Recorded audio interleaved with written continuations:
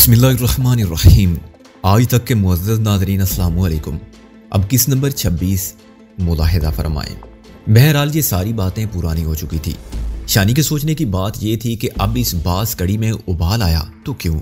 वो चाहती थी कि आंटी माइदा खुद ही इसे इस बारे में कुछ बताएं। उसी रोज़ शाम को घर में फिर सरासीमगी की फ़ज़ा पैदा हो गई। कासिम बरलास फिर आदम का था। अंकल उस्मानी बुखलाए बुखलाए अंदर बाहर फिरने लगे। आंटी के हाथ पांव भी फूले लग रहे थे। शानी को उन पर तरस भी आ रहा था। चाय बनाते हुए उनके हाथ बुरी तरह कांप रहे थे। आज फिर शानी को ही चाय लेकर अंदर जाना पड़ा। ताम आज वो खुद भी हिचकिचा रही थी। उसे ग्रांडील शख्स की वो पुरतब्श नजरें याद आ रही थी जो कल कमरे से वापसी पर शानी की पुश से चिपक कर रह गई थी। बादल नुखासा वो अंदर दाखिल हुई। अचानक वाला क्लर्क नुमा शख्स कमरे में मौजूद नहीं था। ग्रांडील कासिम बरलास के एहन सामने उस्मानी साहब सोफे पर सुकड़े समटे बैठे थे और कुछ मुनहनी से नजर आ रहे थे। आज खिलाफी तो को कासिम बरलास का मूड कुछ बेहतर नजर आ रहा था। उसने शानी के सलाम का जवाब मुस्कुरा कर दिया, फिर बोला, उस्मान तुमने इनका नाम नहीं बताया। इसका नाम तो शहनाज है लेकिन हम शानी कहते हैं। रिश्ते में मेरी भतीजी लगती है। कासिम बरलास ने एक बार फिर जलती नजरों से शानी को सरतापा घूरा और भारी आवाज में बोला, कितना पढ़ी हुई हैं आप? ग्रेजुएशन। शानी ने सर झुकाते हुए कहा, कंप्यूटर ऑपरेट करने का भी थोड़ा बहुत तजर्बा है या नहीं? नहीं जी। अगर होता तो अच्छी बात थी। ब्रेक मिलने वाले तौफीक प्राचा साहब हैं, ट्रैवल एजेंसी है उनकी, वहाँ का आसामी खाली है, लेकिन कंप्यूटर से वास्ता पड़ेगा इस जॉब में। वो तो कोई बात नहीं जी, अंकल उस्मानी ने कहा, जहीन बची है, ऑपरेटिंग तो 2-3 हफ्ते में सीख जाएगी। हाँ लग तो वाकई जहीन रही है, कासिम बरलास ने कहा। फिर अफसराना शान से सामने सोफे की तरफ इशारा करते हुए बोला, शानी बैठ जाएं आप। शानी एक नज़र अंकल उस्मानी के धुआं चेहरे पर डाल दी बैठ गई। वो जैसे बाज़बाने खामोशी कह रहे थे, बैठ जाओ शानी, मेरी मदद करो, मैं इस मगरमच्छ के जबड़ों में हूं। तुम कुछ देर तक बातों से इसका ध्यान अपनी तरफ लगाओ ताकि मैं जरा सांस ले सकूं। शानी बैठ गई। कासिम बरलास इंटरव्यू लेने वाले अंदाज में उससे सवालों जवाब करने लगा। शानी सूरत-ए-हाल के लिए पहले ही ज़हनी तौर पर तैयार थी। उसने इन सवालों के नपे तुले जवाब दिए। इसी दौरान में उसने चाय बनाकर कासिम और अंकल उस्मानी को भी पेश की। इसने उड़नी से अपना सर और सीना अच्छी तरह ढांप रखा था। फिर भी ना जाने क्या बात थी से यूं लग रहा था जैसे वो इस शिकरा चशम अफसर के सामने बेलिबास बैठ गया। वो जल्द से जल्द यहाँ से उठ जाना चाहती थी, मगर इसके लिए कोई माकूल बहाना चाहिए था। आंटी माइदा अंदर आ जाती तो शायद इसे बाहर निकलने का मौका मिल जाता, लेकिन वो तो जैसे कहीं गायब भी हो गई थी। फिर शायद अंकल उस्मानी ने खुद ही महसूस कर लिया कि शानी यहाँ बहुत बेआराम है। उन्होंने कहा, शानी बेटा जरा देखना, मेरा ख्याल है कि मैं ऊपर वाले कमरे में टीवी खुला छोड़ आया हूँ, उसे ऑफ कर देना। शानी जी अच्छा कहती तेजी से बाहर निकल गई। एक बार फिर उसे अपनी पुश्त पर 2 आंखें चुभती महसूस हुई। इसे दाल में काला नजर आने लगा था। इसने सोचा कि आइंदा अगर ये शख्स आया तो इसके सामने नहीं जाएगी। ऐसे कामों के लिए शायद को भी इस्तेमाल किया जा सकता था, या फिर आंटी भी जैसे तैसे चाय सर्व कर सकती थी। शानी को महसूस हो रहा था कि अगर वो 1-2 बार मजीद कासिम शाह नामी शख्स के सामने गई तो अंकल आंटी के लिए और खुद शानी के लिए अपने लिए भी कोई मुसीबत खड़ी हो जाएगी। वो बेआसरा थी। इस 4 दीवारी की सूरत में उसे एक मौजू पनागाह मैसर थी। वो इतनी जल्दी इस पनागाह से महरूम नहीं होना चाह रही थी।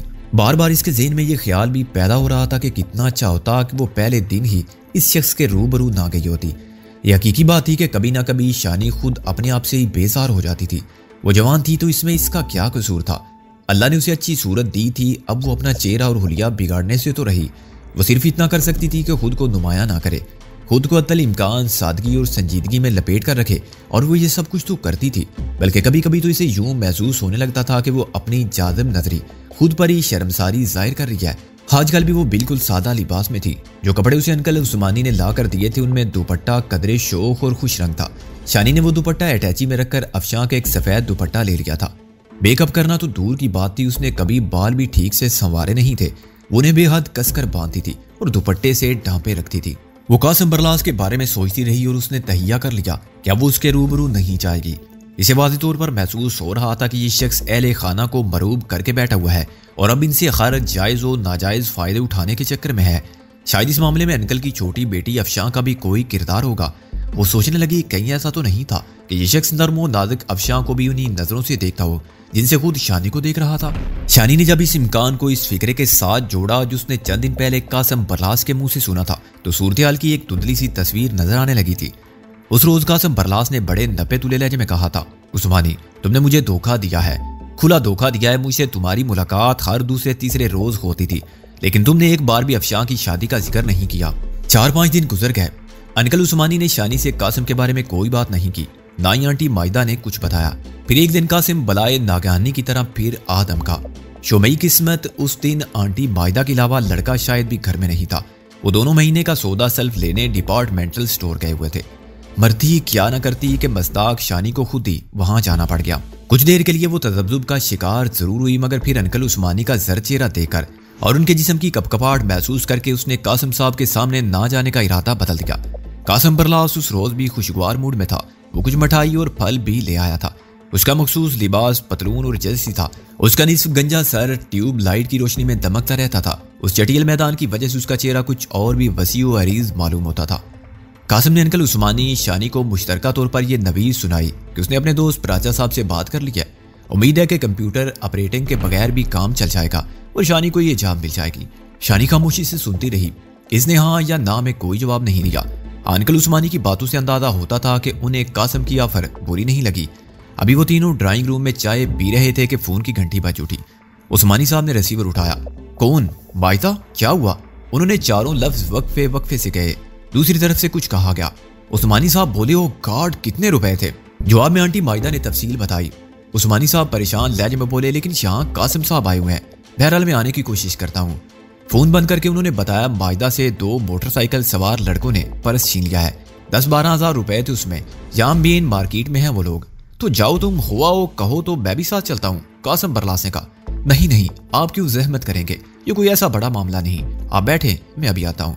अंकल उस्मानी कदरे फिक्रमंदी के आलम में अपनी सुजुकी कार लेकर निकल गए। घर में आनन फानन कासिम और शानी तनहा रह गए। शानी के दिल की धक धक में इजाफा हो गया। वो अपने आप में सिमट सी गई। क्या सोच रही हैं आप? कासिम बरलास ने सिगरेट सुलगाते हुए कहा। फिर खुद ही बोल पड़ा, परेशान होने की जरूरत नहीं, उस्मानी जांदीदा बंदा है, मामले को संभालेगा। आप चाय पिए? शानी ने बात बराए बात की। नहीं, चाय की जरूरत नहीं, लेकिन अगर आपने कुछ खिलाना पिलाना ही है तो फिर मूली वाला एक पराठा खिला दीजिए। जब मैं अंदर दाखिल हुआ था तो मूली वाले पराठे की खुशबू आ रही थी। हाँ, मैं वो पका रही थी अंकल की फरमाइश पर। बड़े खुशकिस्मत हैं भाई आपके अंकल, कासिम ने मानी खेज अंदाज में कहा। अच्छा, मैं आपके लिए लाती हूँ, शानी ने उठते हुए कहा और किचन की तरफ चली गई। आटा गूंद रखा था और मूली भी बनी हुई थी। शानी ने पेड़ा बनाया और तवे पर घी फैला दिया। साथ साथ वो घर के बंद दरवाजों और इस अकेले गैर मर्द के बारे में सोच रही थी जो इस 4 दीवारी में इसके साथ मौजूद था। अगर खुदा न खासा इसकी नीयत में कोई फतूर पैदा हो जाता तो क्या होता? वो मर्द था, बल्कि ग्रांडील मर्द था। शानी की तो शायद चीख व पुकार भी खिड़कियों से बाहर ना जा सकती थी। वो खुद को बेचैन महसूस करने लगी, लेकिन साथ साथ काम में भी लगी थी। ज़हन में यह खदशा भी था कि कहीं ऐसा तो नहीं कि कासिम ने अंकल और आंटी को किसी जाल में उलझाया हो। और ऐन मौके पर इस तरह की फोन कॉल का आना क्या मानी रखता था। वो पराठा उलट रही थी जब अचानक उसे अपनी पुश्त पर किसी की मौजूदगी का एहसास हुआ। वो पुरतपश निगाहें जो इसकी पुश्त से चिपक सी जाती थी, इसने एकदम पलट कर देखा। वो इसके कम में मौजूद था। उसके भारी भरकम वजूद ने पूरे दरवाजे को ढांप रखा था। दोनों हाथ सीने पर बांधे, न जाने वो कितनी देर से बड़ी महवियत के साथ शानी को देख रहा था। वो इतनी मगन थी कि उसे इसकी आमद का एहसास ही नहीं हुआ था। जमीन पर लटकता हुआ दुपट्टा उसने जल्दी से अपने गिरेबान और सर पर फैलाया। चेहरे पर झूलती बालों की आवारा लिट्टे कानों के पीछे उड़ सी और खुद को संभालते हुए बोली, आप बैठिए, मैं लेकर आती हूँ। वो बेबाकी से बोला, मुझे लगता है कि पराठा खाने में इतना मजा नहीं आएगा जितना पराठा पकता हुआ देखने में आ रहा है। बस तकरीबन तैयार हो गया है। शानी ने दुपट्टा सीने पर खींचा और मेकान की अंदाज में बोली। वो डिठाई से वहां खड़ा रहा और शानी को देखता रहा। शानी की घबराहट में इजाफा होता जा रहा था। इस यार की तवक्को नहीं थी कि वो यूं किचन तक चला आएगा। कुछ देर बाद उसकी गूंजदार आवाज शानी की समाज से टकराई। भाई, मूली वाले पराठे का बदला तो दही की लस्सी के साथ आता है। लस्सी भी मिल जाएगी सर, शानी ने लहजे में खुश अखलाकी बरकरार रखने की कोशिश की। पराठा उतार कर वो जल्दी जल्दी लस्सी बनाने लगी। असील के जग में मदाई चिलाते हुए उसका सारा जिस्म डोलने लगा था। जिस्म का डोलना नॉर्मल बात थी, लेकिन जिन नजरों के सामने ऐसा हो रहा था वो हरगिज नॉर्मल नहीं थी। वो हिजाब के सबब अपने अंदर सिमट सी गई। मदानी पर उसके हाथों की हरकत बदम पड़ गई। तब पानी लेने के बहाने उसने अपना रुख थोड़ा सा फेर लिया। नजारा ओझल हो गया तो देखने वाला भी पीछे हट गया। वो जाकर फिर से ड्राइंग रूम में बैठ गया था। शानी के अंदेशे लम्हा बलम्हा गंभीर होते जा रहे थे। लस्सी तैयार होगी तो इसने पराठा ट्रे में रखा और दुपट्टे को अच्छी तरह दुरुस्त करती ड्राइंग रूम में आ गई। वो दसदीदा नजरों से इसकी जानिब देख रहा था। नीम गर्म पराठे के चलनुक में लेने के बाद उसने नमकीन लस्सी के 2-4 घूंट भरे और ताइदी अंदाज में सारी लाया। तुम्हारे हाथ में बहुत स्वाद है भाई। ऐसे पराठे खाने के लिए तो बंदे को 100 मील से चलकर आना पड़े तो भी घाटे का सौदा नहीं है। शुक्रिया सर। ओहो, अब तुम सर कहकर मजाक करा करी हो। सर मत कहा करो, इसी बेगानगी की बू आती है। कोई और मुनासिब सा लफ्ज ढूंढ लो मेरे लिए। उसके लहजे में मानी खेजी थी। लेकिन सर, अरे फिर वही सर, वो जोर से हंसा। और उसके जिस्म के साथ साथ पूरा सोफा भी हिलता हुआ महसूस हुआ। ये कासिम उस वसीले कासिम से कितना मुख्तलिफ था जो चंद रोज पहले अंकल उस्मानी पर बरस रहा था। इसका चौड़ा जबड़ा तो पराठा चबा रहा था, मगर उसकी नजरें जैसे शानी को चबा रही थी। इस बंद चार दीवारी के अंदर शानी की पेशानी अर्क आलूद थी। इसकी ख्वाहिश थी कि अंकल और आंटी जल्द से जल्द वापस आ जाएं।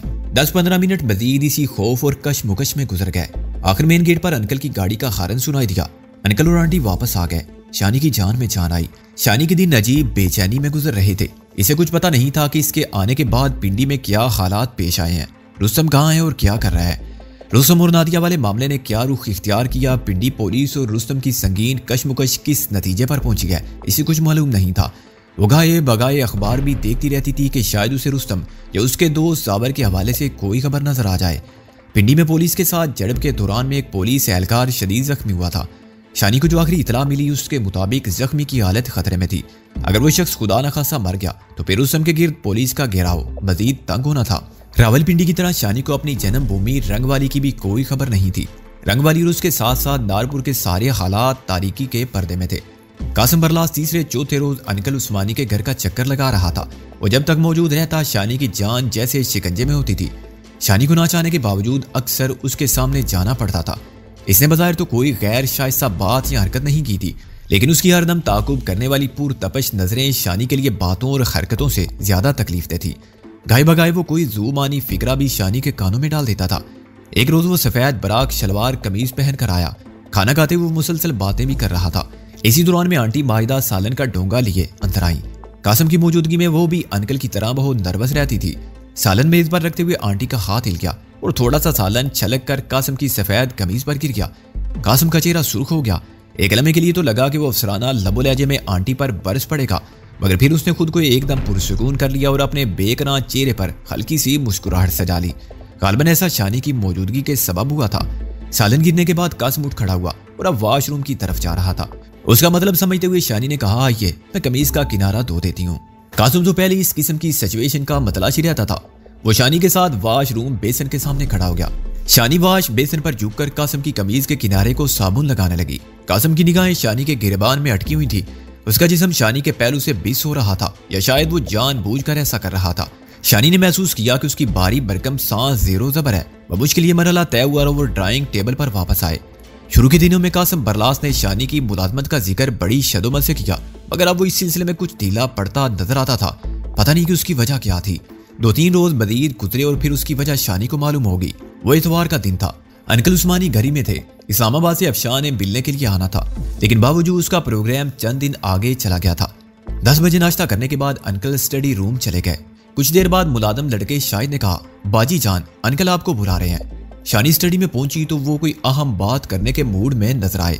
थोड़ी सी तमीज बांधने के बाद अंकल ने शफकत भरे लहजे में कहा, शानी बेटा तुम थोड़ी अरसे में अपने बच्चों की तरह लगने लगी हो। तुम्हारे बारे में बिल्कुल उसी तरह सोचता हूँ जिस तरह आसमां और अफशां के बारे में सोचा करता हूँ। फर्क सिर्फ इतना है कि उन दोनों के बारे में सब कुछ जानता था, मगर तुम्हारे बारे में नहीं जानता। और यही वजह है कि तुम्हारे बारे में और तुम्हारे मुस्तकबिल के बारे में सोचते हुए मुझ में ज्यादा एतमाद नहीं होता। उन्होंने चंद लम्हे खामोश रहकर शानी के रद्द-ए-अमल का अंदाजा लगाया, फिर बात आगे बढ़ाते हुए बोले, मैं तुम्हें किसी भी हवाले से मजबूर नहीं करना चाहता हूँ। शानी बेटा अगर तुम किसी वजह से अपने बाजी को पर्दे में रख रही हो तो ये तुम्हारा हक है। मेरे लिए ये काफी है कि तुम अच्छी सोच रखती हो। तुम्हारी फितरत देख है और तुम किसी देख माँ की बेटी हो। एक आकल बालग लड़की होने की हैसियत से अपनी जिंदगी के मसलों के बारे में फैसला करना तुम्हारा हक है और तुम पूरी आज़ादी के साथ ऐसा कर सकती हो। उसके बावजूद मेरी तरफ से तुम्हें एक बार फिर मुखलिसाना पेशकश है कि अगर तुम अपने वारसों के पास वापस जाना चाहती हो तो मैं इस सिलसिले में हर तरह तुम्हारी मदद करने को बिल्कुल तैयार हूँ। अपनी बात खत्म करके अंकल उस्मानी सवालिया नजरों से शानी को देखने लगे। इसने नफी में सारी लाते हुए कहा, नहीं अंकल ऐसी बात नहीं है। तो फिर क्या बात है? कहीं ऐसा तो नहीं कि तुम उन्हें खो बैठी हो और अब उन्हें तलाश करना चाहती हो? नहीं अंकल ये बात भी नहीं है, बस मैं वापस लौटना ही नहीं चाहती। अगर मैं आप पर बोझ बस आगे कुछ मत कहना। अंकल ने जल्दी से हाथ उठाकर उसे रोक दिया। ऐसी बात दिमाग में भी नहीं लाना, तुम हमारी बेटी हो और बेटी बोझ नहीं होती। कुछ देर तक स्टडी रूम में गहरी खामोशी रही। शानी की खूबसूरत आंखों में नमी तैर रही थी। अंकल भी बिल्कुल खामोश बैठे थे। एक तवील वक्फे के बाद उन्होंने गंभीर आवाज में कहा, शानी बेटा कासिम यहाँ आता रहता है। मैं उसे बहुत अरसे से जानता हूँ। देखने में सख्त लगता है लेकिन दिल का ऐसा नहीं है। हर बंदे में खामियां और खूबियां होती हैं। परखने की बात यह होती है कि मजमूई तौर पर बंदा कैसा है। कासिम ने परसों मुझसे एक बात कही है, शुरू में तो मुझे भी ये बात अजीब लगी थी, मगर अब 2 दिन तक गौर किया है तो ये कुछ अजीब भी नहीं लग रही है। आप कहना क्या चाहते हैं अंकल? शानी ने धड़कते दिल के साथ पूछा। अंकल उस्मानी ने गहरी सांस लेते हुए कहा, शानी बेटा, कासिम तुमसे शादी का ख्वाहिशमंद है। शानी सुन्न होकर रह गई। इसने कुछ कहना चाहा मगर जबान ने साथ नहीं दिया। इसका चेहरा देखकर अंकल उस्मानी जल्दी से बोले, मैंने तुम्हें सिर्फ वो बात बताई जो कासिम ने मुझसे कही, इसमें मेरी किसी तरह की राय शामिल नहीं है। इसी दौरान में फोन की बेल बजने लगी। शानी की बात मुंह में ही रह गई और वो फोन सुनने के लिए उठ गई। दूसरी तरफ अफशान थी, वो इस्लामाबाद से बोल रही थी और पापा मम्मी से बात करना चाहती थी। शानी और अंकल उस्मानी की गुफ्तगू वहीं की वहीं रह गई। बहरहाल अब शानी की समझ में ये बात अच्छी तरह आ गई थी कि कासिम साहब ने अब उसकी सर्विस की बात करना क्यों छोड़ दिया है। अगले रोज आंटी माहिदा के साथ भी इस हवाले से शानी की बात हुई। आंटी माहिदा भी जानती थी कि 3 रोज पहले कासिम बरलास ने किस ख्वाहिश का इजहार किया है। आंटी माहिदा ने इस बारे में गैर जानिबदारी से बात की। उन्होंने शानी को बताया कि कासिम बरलास से उसकी बीवी ने 7-8 साल पहले तलाक ले ली थी। उसकी 2 बच्चियां भी हैं जो बीवी के पास हैं। शादी खत्म होने में दोनों तरफ से थोड़ा थोड़ा कसूर था। ज्यादा कसूर शायद कासिम का ही था। वो इन दिनों कुछ ज्यादा ही सख्त गिर था। बहरहाल अब आहिस्ता आहिस्ता उसके मिजाज में ठहराव आता जा रहा है। बाप की तरफ से उसे काफी जायदाद मिली हुई है, खुद भी ठीक ठाक कमाता है और दूसरों पर खर्च भी करता है, खुले दिल का मालिक है। यहाँ तक बताकर आंटी माहिदा कुछ देर खामोश रही, फिर बोली, अपनी जिंदगी के बारे में जितना बेहतर तुम सोच सकती हो कोई और नहीं सोच सकता। जहां तक कासिम की बात है वो तुम्हारे जोड़ का तो नहीं है, उम्र के लिहाज से भी काफी बड़ा है। इसके अलावा मुझे तुम्हारे दिल का भी पता नहीं, क्या खबर तुमने क्या सोच रखा है। बहरहाल बड़ी होने की हैसियत से मैं तुमसे एक बात जरूर कहूंगी, शादी करना किसी ऐसे मर्द से जो तुम्हें चाहता है और मांगता हो, ना कि ऐसा मर्द जिसे तुम चाहती हो और मांगती हो। आंटी इस मौजू पर काफी देर तक बात करती रही। शानी ने उनकी 1-2 बातों के जवाब भी दिए। इन जवाबात ने यकीनन आंटी को समझा दिया था कि वो फिल वक्त शादी वगैरह के बारे में बिल्कुल सोच नहीं रही। बहरहाल आंटी ने कासिम के बारे में मुतवाज़न और बेलाग बातें की थी। उसकी शख्सियत के अच्छे बुरे दोनों पहलू वजह से बयान कर दिए थे। अभी शानी और आंटी माहिदा में बात हो रही थी कि दरवाजे की घंटी बजी। मुलाजिम लड़के शायद ने गेट के ऊपर से बाहर झांका और आंटी के पास आकर बोला, लंबू की अम्मी आई हैं। लंबू की अम्मी की इस्तिलाह शानी ने पहले भी सुनी थी। महल्ले में 3-4 लंबे भाई थे, उनकी वालदा का नाम लंबू की अम्मी पड़ गया था। लंबू की अम्मी का जिक्र सुनकर आंटी ने शानी को फौरन अंदर चले जाने को कहा। लगता था कि वो इस औरत को ज्यादा पसंद नहीं करती। एक दिन पहले भी ये औरत एक दूसरी औरत के साथ आई थी तो आंटी ने शानी को कमरे के अंदर ही रहने के लिए कहा था। ये काफी बातूनी औरत लगती थी। बातें करते हुए उसकी आंखें चारों तरफ गर्दश करती रहती थी जैसे वो कुछ ढूंढ रही हो, खोज रही हो। गालिबन आंटी माहिदा को भी उसकी तरफ से यही अंदेशा था कि वो ख्वामुखा शानी वाले मामले को कुरीदने की कोशिश करेगी और उल्टे सीधे सवाल दागना शुरू कर देगी। शानी अंदर चली गई और आंटी माहिदा उस फैशनेबल औरत से सेन में ही खड़े होकर बातें करने लगी। बाद पता चला कि वो आंटी माहिदा से इनके छीने जाने वाले पर्स का अफसोस करने आई थी। ये 2 रोज बाद का वाकया है। फोन की घंटी बजने पर शानी ने रिसीवर उठाया तो दूसरी तरफ से एक अजनबी नुस्वानी आवाज सुनाई थी। लहजे से अंदाजा होता था कि वो कोई बड़ी उम्र की औरत है। उसने कहा, शानी तुम मुझे नहीं जानती हो लेकिन मैं तुम्हें बड़ी अच्छी तरह जानती हूँ। मैं तुमसे एक खास बात करना चाहती हूँ। ये ऐसी बात है जो तुम्हें एक बहुत बड़े नुकसान से बचा सकती है। मैं आपका मतलब नहीं समझी। आप कौन है? देखो मैं फोन पर तुम्हें ज्यादा नहीं बता सकती। ज्यादा जानने के लिए तुम्हें मुझे घर से बाहर मिलना होगा, लेकिन ऐसा करते हुए ये एहतियात रहे कि तुम्हारी आंटी माहिदा या अंकल को खबर ना हो। अगर उन्हें खबर होगी तो समझो सब चौपट हो जाएगा। शानी को औरत के लहजे में हमदर्दी और अपनाइयत की झलक मिली। एक लम्हे के लिए तो इसके ज़हन में आया कहीं ये वही फैशनेबल औरत तो नहीं जो 2 रोज पहले भी घर में आई थी। आवाज भी मिलती जुलती लग रही थी। पता नहीं क्यों इसका दिल चाहा कि औरत की बात सुने, लेकिन कैसे वो कह रही थी कि तफसील जानने के लिए उसे घर से बाहर निकलना होगा। वो जब से यहाँ आई थी इसने 4 दीवारी से बाहर कदम नहीं निकाला था, बल्कि वो तो सेन में भी ज्यादा नहीं जाती थी। शायद उसकी वजह ये थी कि इन 3 आवारा गर्दों के दरमियान गिरने के बाद और शदीद ज़हनी अजियत का शिकार होने के बाद उसका एतमाद बुरी तरह मजरूह हो गया था। क्या सोच रही हो बेटी? फोन पर उभरने वाली आवाज ने उसे चौंका दिया। कुछ नहीं। मेरी समझ में ये बात नहीं आ रही कि आप इस बातचीत को अंकल और आंटी से छुपाने का क्यों कह रही हैं। उनके इल्म में लाए बगैर मैं घर से कैसे निकल सकती हूँ, और वो ऐसी क्या बात है जो उनसे छुपाना जरूरी है? दूसरी तरफ चलने में खामोशी रही। फिर खातून की आवाज एयरपेस में उभरी, अगर तुम घर से बाहर नहीं निकल सकती हो तो फिर एक और काम करो, रात को 10 बजे के बाद अपने घर की छत पर आ जाओ, मैं तुम्हें वहां नजर आ जाऊंगी। इसका मतलब है कि आप अड़ोस पड़ोस के किसी घर से बात कर रही हैं। चलो ऐसा ही समझ लो, लेकिन देखो मैं फिर तुम्हें बता दूं, मैं तुम्हारी खैर ख्वाह हूं। मेरी बात सुनने के बाद तुम्हें अंदाजा होगा कि मैंने तुम्हें कितनी बड़ी परेशानी से बचाया है। इसे मेरी इल्तिजा समझ लो कि अभी अपनी आंटी और अंकल को मेरे फोन के बारे में कुछ ना बताना। शानी ने कुछ देर सोचा, फिर गहरी सांस लेते हुए कहा, ठीक है आंटी, मैं आपकी बात सुनने आ जाऊंगी, लेकिन आप होंगी कहाँ? खातून का लहजा कुछ और धीमा और राजदाराना हो गया। कहने लगी, तुम्हारे घर के पिछवाड़े जो कोठी है वो हमारी है। हमारी छतों का थोड़ा सा हिस्सा आपस में मिला हुआ है। तुम ऊपर आओगी तो पता चल जाएगा, लेकिन एक एहतियात रखना, छत पर आकर बरसाती का दरवाजा छत की तरफ से बंद कर लेना। मैं नहीं चाहती कि माइदा तुम्हें ढूंढती हुई ऊपर आ जाए और देख ले। शानी ने बंद होंठों से हूं की आवाज निकाल कर इस बात में जवाब दिया, तो ठीक है। 10 बजे के बाद छत पर खातून ने फोन बंद करने से पहले फिर ताकीद की। रात 10 बजे तक का वक्त शानी ने बड़ी मुश्किल से काटा। इसका दिमाग घुड़ दौड़ बना हुआ था, कई तरह के वसवसे ज़हन में सर उठा रहे थे। नामालूम आंटी की बात मानकर कहीं वो अपने लिए कोई मुसीबत खड़ी ना कर ले। अगर वो बरसाती का दरवाजा छत की तरफ से बंद करके अकबी हिस्से की तरफ जाती और वहां तारीकी में कोई छुपा होता तो कुछ भी हो सकता था। रात 10 बजे के बाद इर्द गिर्द काफी खामोशी होती थी। वैसे भी अब सर्दी बढ़ गई थी और लोग कमरों में दुबकना शुरू हो गए थे। फिर इसे औरत के लहजे में मौजूद हमदर्दी और अपनाइयत की लहर याद आई। वो अल्फाज याद आए जिनमें उसने ताकीद की थी। वो सोचने लगी, ये जरूरी तो नहीं कि वो औरत कोई ऐसी बात कहे जो अंकल और आंटी के खिलाफ जाती हो। मुमकिन है वो बात शानी के साथ साथ अंकल और आंटी के फायदे में भी हो। कोई ऐसी राय, कोई ऐसा मशवरा जिससे अंकल और आंटी के मसाइल कम होने की उम्मीद पैदा हो जाए। इसने फैसला किया कि वो छत पर जरूर जाएगी। 10:30 बजे के लगभग जब अंकल आंटी शायद सोने के लिए लेट चुके थे, शानी दबे पांव सीढ़ियां चढ़कर ऊपर छत पर पहुंच गई। सर्दी से बचने के लिए इसने दबीज शाल लपेट रखी थी जो चंद ही दिन पहले अंकल ने इसे ला कर दी थी। छत पर जाकर वो सोचने लगी कि दरवाजा अपनी तरफ से बंद करे या नहीं। अगर वो दरवाजा अपनी तरफ से बंद कर देती और इत्तफाकन आंटी या अंकल में से कोई ऊपर आता तो वो जरूर पूछता कि उसने छत की तरफ से दरवाजा बंद क्यों किया है। अगर दरवाजा खुला होता तो तशवीश की बात नहीं थी। वो कह सकती थी कि छत पर टहलने के लिए आई है। वो कुछ देर इसी अधेड़ बुन में रही, फिर इसने नामालूम आंटी की हिदायत पर अमल करना मुनासिब समझा और दरवाजा अपनी तरफ से बंद कर दिया। धड़कते दिल के साथ इसने छत के अकबी हिस्से की तरफ निगाह दौड़ाई। करीबी छत की तकरीबन 5 फुट ऊंची मंडीर पर उसे एक सर हरकत करता नजर आया। यकीनन ये किसी औरत का सर था। शानी मोहतात कदमों से मंडीर के करीब चली गई। डरो मत, आगे आ जाओ, औरत ने दबी आवाज में कहा। वो साथ वाली छत पर थी। शानी करीब पहुंची और उसने पहचान लिया। ये तराशे हुए बालों वाली वही औरत थी जिसे लंबू की अम्मी कहा जाता था। वो खुद भी खासी दराजकद थी। मुंडीर के ऊपर से वो बासानी शानी की तरफ देख रही थी। आप क्या कहना चाहती हैं आंटी? शानी ने अपनी लरदश पर काबू पाते हुए पूछा। असल बात शुरू करने से पहले आंटी ने अपना मुख्तसर तारुफ कराया। उनका नाम अर्जमंद बेगम था। वो अपने शोहर और बच्चों के साथ अरसे 8 साल से इस घर में मुकीम थी और अंकल उस्मानी और आंटी बाइदा को बाखूबी जानती थी। अपना तारुफ कराने के बाद अर्जमंद बेगम ने शानी से पूछा, तुम कहाँ से आई हो बेटी, और उस्मानी के घर में कैसे हो? शानी ने इस सवाल का जवाब पहले ही सोच रखा था और ये वही जवाब था जो उसने इससे पेशतर अंकल और आंटी को भी दिया था। यानी वो गोजर खान से आई है। वालदा काफी अरसे पहले फोत हो गई थी। फिर एक भाई भी एक हादसे में छिन गया। उसके बाद वालिद का साथ छूट के अब जो अजीज हैं वो उनके पास नहीं रहना चाहती।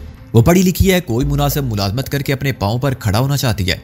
अर्जमंद बेगम ने पूछा कि उस्मानी साहब और माहिदा से इसका राब्ता क्यों कर हुआ? शानी ने मसलत के तहत कहा कि वो इन्हें काफी अरसे से जानती है। अर्जमंद बेगम फौरन बोली, बेटी मेरा नहीं ख्याल कि तुम इन्हें काफी अरसे से जानती हो। आप कहना क्या चाहती हैं? अर्जमंद बेगम ने एक गहरी सांस लेते हुए कहा, तुम्हें पता है कि कासिम बरलास नाम का जो शख्स है वो जो अक्सर उस्मानी के पास आता जाता है, कौन है? वो महकमे का कोई अफसर है। महकमे का अफसर तो वह है, लेकिन उस्मानी के पास इसलिए आता है कि उसके हाथ में उस्मानी की दुखती रग है। वो गमर के उस केस की इंक्वायरी कर रहा है जिसके बड़े मुल्जिम उस्मानी साहब है। मुझे इस बारे में आंटी माहिदा ने बताया था, मगर उसने वो कुछ नहीं बताया जो उसे बताना चाहिए था। अर्जमंद बेगम ने कहा, मैं आपकी बात समझी नहीं। उस्मानी पर जो केस बना वो 100% दुरुस्त है। शानी कुछ देर के लिए हैरान रह गई, फिर संभल कर बोली, आप ये कैसे कह सकती हैं? ये मैं ही नहीं कहती, सारे लोग कहते हैं। हर किसी को मालूम है कि उस्मानी ने अपनी पहली बेटी आसमा की शादी गबन के पैसे से की थी। बंदे की दयानतदारी का इम्तिहान तो मुश्किल में होता है, और जब उस्मानी पर मुश्किल आई तो वो परले दर्जे का बद दयानत और बेईमान साबित हुआ। उसने अपने 2 साथियों के साथ मिलकर तार चोरी किए और महकमे को 1.5 करोड़ से ज्यादा का नुकसान पहुंचाया। आप अंकल उस्मानी की किस मुश्किल की बात कर रही हैं? उस्मानी ने जहां बेटी का रिश्ता तय किया था वो भी उस्मानी की तरह लालची लोग थे, नामो नमूद दौलत के पुजारी। उन्होंने उस्मानी से ना सिर्फ बारी जहेज का मुतालबा किया बल्कि ये शर्त भी आयद कर दी थी कि वो दामाद को बैरून मुल्क भिजवाने में मदद करें। उस्मानी को अपने दामाद से गैर मामूली फायदे की तवक्को थी, इसलिए वो गैर मामूली रिस्क उठाने को तैयार हो गया। इसने दामाद की खातिर गबन किया। यूं वो दामाद को हासिल करने में कामयाब भी रहा, लेकिन दामाद से इसकी जो तवक्कुआत थी वो पूरी नहीं हुई। दामाद बेटी के साथ मगरबी जर्मनी उड़नछू हो गया और उस्मानी यहाँ चोरी के केस में फंस गया। ये कासिम बरलास उसी केस की निशानी है। अचानक शानी को याद आया कि उसने कासिम बरलास के मुंह से अफशां का नाम सुना था। अफशां के इस मामले में क्या किरदार हो सकता था? जब शानी ने यह सवाल अर्जुमन बेगम से किया तो उसका जवाब इसे हस्बे तवक्को मिला।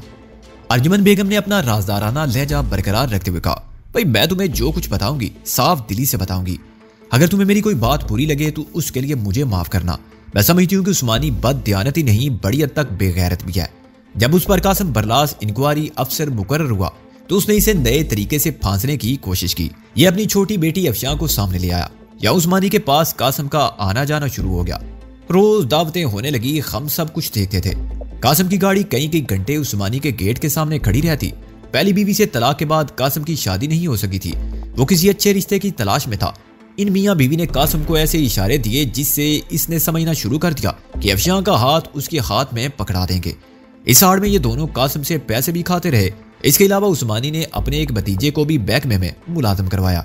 ये बड़ी लंबी कहानी है, सुनाने बैठूंगी तो यहाँ छत पर ही रात गुजर जाएगी। किस्सा मुख्तसर ये कि जब गबन का केस ठंडा पड़ गया और दूसरे दफ्तरी मामले भी हल हो गए तो इन दोनों मियाँ बीवी ने कासिम की तरफ से आंखें फेर ली।